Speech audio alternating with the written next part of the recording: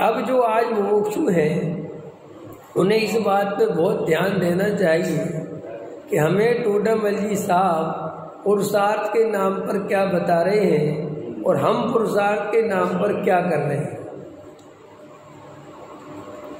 ये समझ में आया? हमें समझना नहीं है, हमें कुछ समझ चुके हैं हम, और लेकिन अभी मोक्षु क्या कर रहे हैं? नहीं बताओ आप, जो सारे मोक्षु अभी भी क्या कर रहे हैं? समझ समझ समझ समझ समझ कितना समझोगे भाई? तुमने 10 दफे 7वां अधिकार पढ़ लिया, फिर भी कोई पंडित आता है वो 7वां अधिकार सुना था, तुम फिर सुनने बैठ जाते हो। तो फिर तो टोडामल जी कह रहे हैं कि तुम ये सुनने में लगे रहते हो और सब सुन चुके हो, सब सुन चुके हो और बार बार सुनते हो वही समय सार वही गाथाएं, और तुम सुन के ऊब चुके हो और तुमने सुनने को ही धर्म समझ रखा है। तो ऊबते भी रहते हो, झपके भी मारते रहते हो और सुनते रहते हो। और सुनो फिर क्या होता है? फिर ये होता है कि वो पंडित बोर करने लगता है। अभी की फिल्म कितने बार देखोगे तो वो फिल्म अकेली बोर नहीं करता, वो हीरो भी बोर करता है, उसी का चेहरा। तो फिर एक पंडित बदलो। तो कैसे बदलोगे? कुछ कार्यक्रम करो तो दूसरा पंडित आएगा, वो कुछ दूसरे तरीके से सुनाएगा, थोड़ा मनोरंजन होगा। तो ऐसे कर करके ये सारा जीवन, ये सारा अवसर जा रहा है। और ये अपनी बात नहीं है, ये अधिकतर जो मोक्षु समाज है, अब उसमें कई लोग कहते हैं वो पंडित जी तुम्हारे यहाँ 2 बार आए, कोई और भेजो। तो ये कोई फिल्में चल रही हैं, यहाँ कोई मनोरंजन चल रहा है। क्या चाहते हो तुम? पंडितों की शक्लें देखनी है कि तत्व निर्णय करनी है? पंडित जी ये वाले तो हमने 10 बार सुन ली का था, कोई और सुनाओ। ये वाला ग्रंथ तो हमने 4 बार पढ़ लिया, कोई और। अरे भैया पढ़ना बंद करो, अब पढ़ना बंद करो। अभी ऐसा बोलो तो लोग कहते अच्छा मुनिराज भी ज्ञान ध्यान करते हैं, स्वाध्याय तो करना चाहिए, परम कर। अरे भैया स्वाध्याय का एक ही अर्थ नहीं होता है कि शास्त्र पढ़ना। शास्त्र जिसने पढ़ लिया अब उसे आगे बढ़ना चाहिए। ये अपने को समझ में नहीं आती है और बार बार वही बातें सुनते सुनते बोर होते हैं, और अपन ये कह नहीं सकते कि अपन बोर हो रहे हैं। इसलिए कुछ दिनों बाद तो जो पुराने श्रोता होते हैं वे तो सोने लगते हैं प्रवचनों में आकर। उन्हें तो नींद आती है। नींद क्यों आती है? भैया जो तुम समझा रहे हो वो तुम पहले ही समझे चुके, तो उससे बोलो तुम यहाँ बैठे क्यों? अरे बैठना तो जरूरी, जिनवाणी की बात है, सुनना तो चाहिए। क्या सुनना चाहिए भाई? जैन धर्म राम कथा जैसा धर्म नहीं है। पता है तुम्हें हिंदुओं की क्या प्रचलित मान्यता है? उनके यहाँ समझने पे जोर नहीं है, उनके यहाँ ये मान्यता है कि तुम राम कथा 100 बार सुनोगे तो तुम्हें उतना ही ज्यादा पुण्य बनेगा, वैकुंठ में जगह मिलेगी। राम ने रावण को मारा कि रावण ने राम को मारा, तुम्हें चक्कर में मत फंसो। वहां तर्क युक्ति की बात नहीं है। वो हिंदू धर्म भक्ति प्रधान। मीरा झूम रही कृष्ण के प्रेम में, समझ में? कृष्ण नाच रहे गोपियों के बीच में, रास लीला हो रही वहां। तो वो कहते साहब ये रास लीला के देखो इसी को, और तुम तो हरे राम राम राम हरे हरे, और ऐसे करो कि क्या हुआ कि वैकुंठ में जगह मिल जाए। इन जैन धर्म ऐसा नहीं है। जैन धर्म बिल्कुल भी ऐसा नहीं है। यहाँ तुम रोज पूजा करो भगवान की, कुछ भी होने वाला नहीं है, 1% मुक्ति मिलने वाली नहीं है। तो फिर वो साहब हिंदू अन्य धर्म, अरे जो अन्य धर्म है उनके यहाँ मुक्ति की बात ही नहीं है। वहां देव गति में जाना ही मुक्ति है, समझ गए? वहां वैकुंठ माने देव गति है बस। तो ठीक है, उनका हिसाब किताब ठीक है, लेकिन जैन धर्म देव गति में जाने को अच्छा नहीं मानता। जैन धर्म ये कभी नहीं मानता कि कोई जीव पुण्य करके देवगति में चला गया तो शाबाश, बहुत बढ़िया।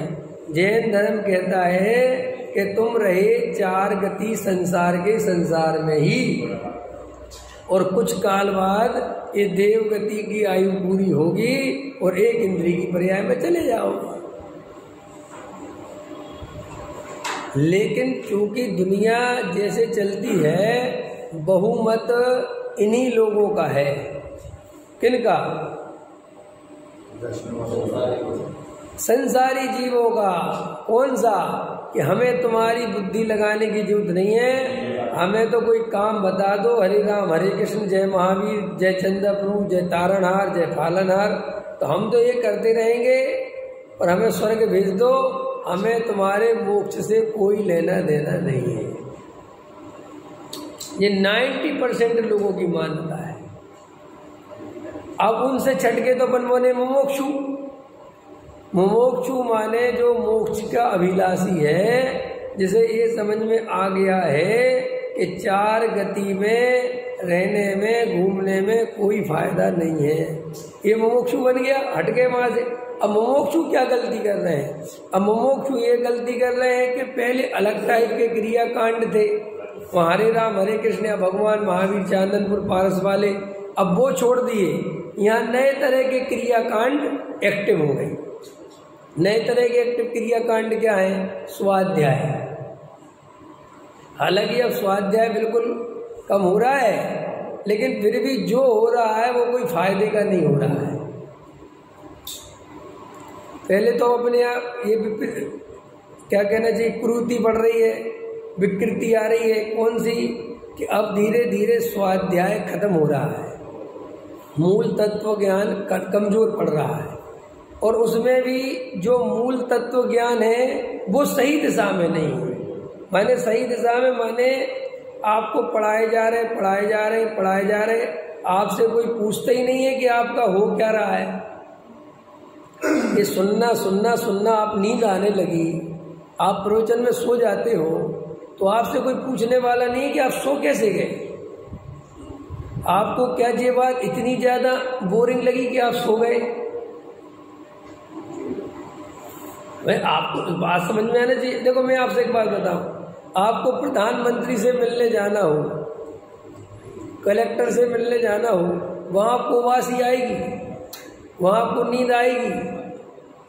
बताओ, आएगी? नहीं आती ना। अगर प्रधानमंत्री के सामने सोने लग जाओ तो, झपकी लेने लग जाओ तो, और आवासी लेने लग जाओ तो क्या कहेगा प्रधानमंत्री? भगास। तो अपन जिनवाणी की वैल्यू उससे भी कम है, क्योंकि वहां प्रधानमंत्री के सामने अपना प्रयोजन भाषित होता है कि इसके सामने कैसे सो सकता हूँ, 1 मिनट का तो टाइम ही मिला है। लेकिन ये जिनवाणी सुनते सुनते इतने बोर हो गए अपन कि अब अपन को जिनवाणी नींद में भी पूछोगे ना, वो सेठ जी का उदाहरण है कि सेठ जी सो तो नहीं रहे? नहीं। और सो रहे हैं सेठ जी। फिर पूछते हैं पंडित जी, सेठ जी सो तो नहीं रहे? नहीं। फिर बोले सेठ जी जिंदा हो? बोले नहीं।